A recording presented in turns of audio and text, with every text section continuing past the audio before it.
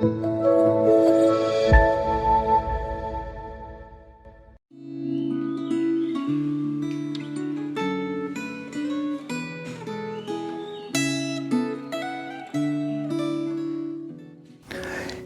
Bapak Ibu sekalian, kita sama-sama akan merenungkan firman Tuhan dari kitab Yeremia pasal yang ke-33 hari ini. Satu kitab di mana Tuhan menjanjikan pemulihan daripada keadilan untuk bangsa Israel dan juga bangsa Yehuda. Mari kita sama-sama datang kepada Tuhan, mohon pimpinan daripada Tuhan ketika kita merenungkan firman-Nya. Kita berdoa. Tuhan, tolonglah bersabda kepada kami ketika kami belajar akan firman Tuhan. Ketika kami membaca dan merenungkan satu bukti nyata kerinduan kami untuk terus belajar mengenal isi hati Tuhan. Oleh sebab itu Tuhan, tolong kami dapat mengerti akan firman Tuhan dan mengamini firman Tuhan dan memegang teguh akan janji daripada Tuhan buat kami. Tuhan, terima kasih. Berkati akan firman yang kami renungkan ini. Di dalam nama Tuhan kami Yesus Kristus, kami berdoa. Amin. Saudara, seperti di mana dituliskan di dalam renungan Gema hari ini, di dalam kitab Yeremia pasal yang ke-33 hari ini, kita melihat ada dua janji yang Tuhan berikan.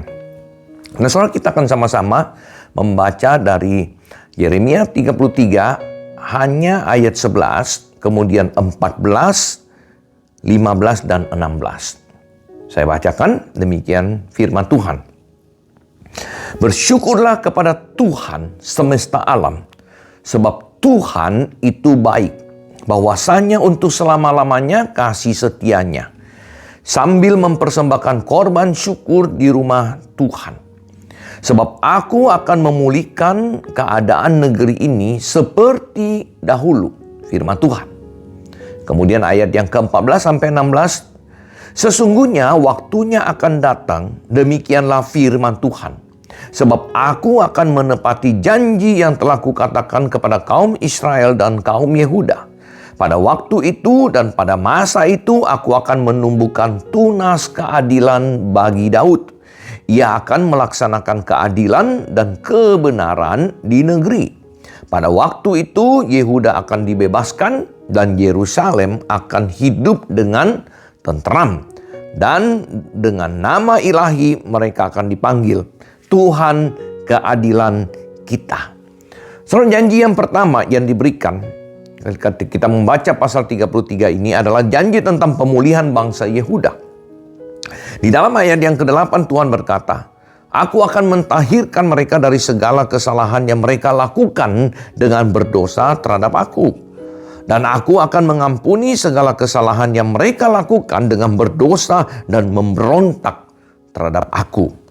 Saudara, pengampunan dan pemulihan yang diberikan oleh Tuhan kepada bangsa Israel dan Yehuda yang dituliskan di sini bukan berarti bahwa bangsa Israel dan bangsa Yehuda telah sepenuhnya bertobat dan berbalik kepada Tuhan. Namun sini dengan jelas dari ayat yang 11 kita baca tadi, bahwa apa yang dilakukan oleh Tuhan semuanya ini itu adalah karena Tuhan penuh dengan kasih karunia. Tuhan penuh dengan belas kasihan dan anugerah kepada bangsa Israel. Dia percaya dan dia memegang teguh akan janjinya kepada umatnya. Nah, saudara sekalian, di dalam ayat yang 11 saya bacakan sekali lagi. Dikatakan bersyukurlah kepada Tuhan semesta alam, sebab Tuhan itu baik, bahwasanya untuk selama-lamanya kasih setianya. Nah, saudara, kasih setia Tuhan itu yang selalu akan menjadi pegangan bagi kita di dalam kehidupan kita, di dalam segala kondisi dan keadaan yang kita hadapi pada saat ini. Tuhan tidak pernah meninggalkan kita. Nah, saudara, kasih setia Tuhan itu inisiatif daripada Tuhan, keselamatan yang Tuhan berikan pada kita itu juga tercatat di dalam perjanjian baru di dalam kitab Efesus pasal 2 ayat yang ke-8. Di situ dikatakan bahwa sebab kasih karunia Tuhan, kamu diselamatkan oleh iman. Itu bukan hasil usahamu tetapi pemberian Allah. Jadi sekali lagi saudara sekalian penekanan bahwa pemulihan penebusan dosa itu bukan karena kita manusia telah melakukan hal yang baik, melakukan apa yang menyenangkan hati Tuhan sehingga kita mendapatkan reward. Enggak. Karena kita manusia yang berdosa, kita banyak kesalahan, kita banyak melakukan pelanggaran. Namun inisiatif pemulihan, inisiatif penyelamatan itu datang dari Tuhan. Karena kasih karunia Tuhan, belas kasihan daripada Tuhan itu buat kita umat pilihan Tuhan. Saudara sekalian, janji yang kedua adalah tentang seorang pemimpin yang baru yang akan melaksanakan keadilan dan kebenaran. Tuhan menjanjikan seorang raja dari keturunan Raja Daud yang disebut tunas keadilan di dalam ayat yang 15. Dia akan menyelamatkan umat Tuhan. Yehuda akan dibebaskan dan dikatakan Yerusalem akan hidup dengan tenteram. Saudara sekalian, janji yang disebutkan di sini telah digenapi melalui kedatangan Yesus Kristus, Sang Raja yang telah memimpin dengan adil dan benar. Yesus juga adalah imam besar yang telah menebus kita dari dosa-dosa kita, saudara. Dosa kita telah diampuni dan hubungan kita dengan Tuhan telah dipulihkan. Nah, saudara sekalian, meresponi firman Tuhan hari ini, melihat kesetiaan, kemurahan daripada Tuhan. Dan janji daripada Tuhan itu sudah digenapi di dalam Yesus Kristus dan kita hari ini sudah mendapatkan keselamatan itu. Bagaimana hari ini kita hidup? Mengucap syukur, meresponi akan kasih karunia yang telah Tuhan berikan kepada kita. Bagaimana kita bersyukur atas keselamatan yang telah kita terima melalui karya penebusan Yesus Kristus. Maukah kita, saudara, lebih sungguh mentaati akan firman Tuhan dalam hidup kita? Melakukan apa yang berkenan kepada Tuhan, bukan apa yang menyenangkan hati kita. Dan ingatlah saudara, apa yang kita lakukan semuanya di dalam hidup kita ini, kita tidak bisa mendapatkan akan reward yang layak kita sebut kita boleh membeli akan anugerah Tuhan itu. Tidak. Sebesar apapun saudara, kita tidak mampu di dalam keberdosaan kita. Hanya semata-mata kasih karunia daripada Tuhan yang mau datang ke dalam dunia. Yesus Kristus mati di atas kayu salib menebus dosa saudara dan saya. Oleh sebab itu saudara, mari kita yang hidup hari ini, ribuan tahun setelah apa yang dituliskan di dalam kitab Yeremia ini, kita mau lebih sungguh mengasihi Tuhan dalam hidup kita. Kita mau lebih sungguh memulai hari kita dengan membaca firman, dengan berdoa, dan sepanjang hari kita mau dengan hati yang rindu untuk memuliakan Tuhan, melakukan apa yang Tuhan kehendaki, apa yang menyenangkan hati Tuhan, bukan apa yang menyenangkan hati kita. Mampukah kita, saudara, meletakkan kepentingan-kepentingan kita, kesenangan-kesenangan kita, dan melihat, mencari apa yang menjadi kepentingan Tuhan di dalam dunia ini, melakukan apa yang Tuhan panggil kita lakukan?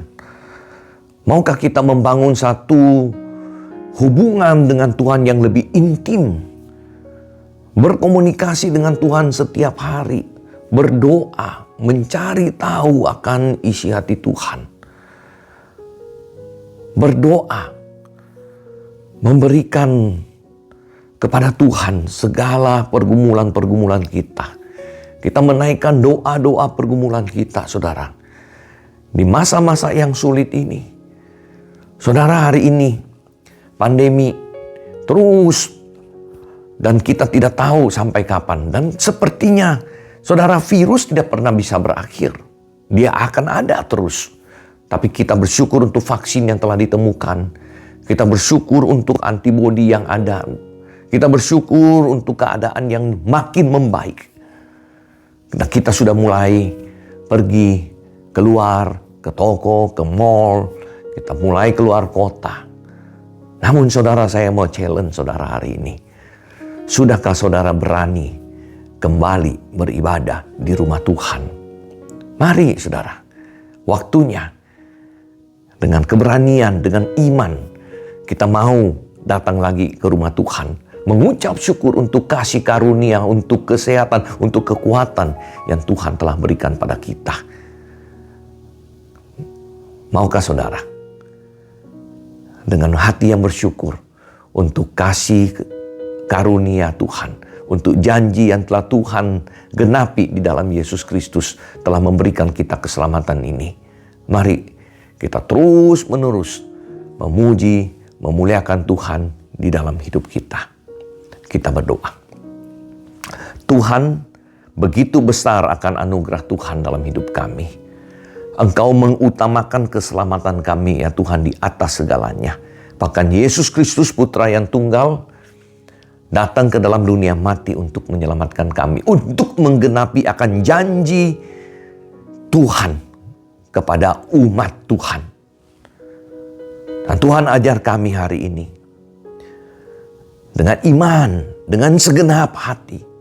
Kami rindu juga hidup memuliakan Tuhan. Ajar kami ya Tuhan, punya hubungan yang intim dengan Tuhan. Membaca firman Tuhan, merenungkan firman Tuhan, berdoa, berkomunikasi dengan Tuhan.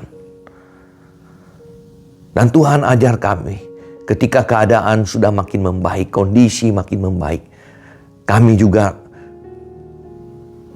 mau dan rindu kembali beribadah di rumah Tuhan. Memuji Tuhan, memuliakan Tuhan, menemukan wajah Tuhan kembali di rumah Tuhan yang kami rindukan, yang kami kehilangan selama 2 tahun ini ya Tuhan. Tuhan tolong kami. Terpujilah namamu. Terpujilah namamu. Dalam nama Tuhan Yesus Kristus, penebus juru selamat kami berdoa. Amin. Tuhan memberkati saudara.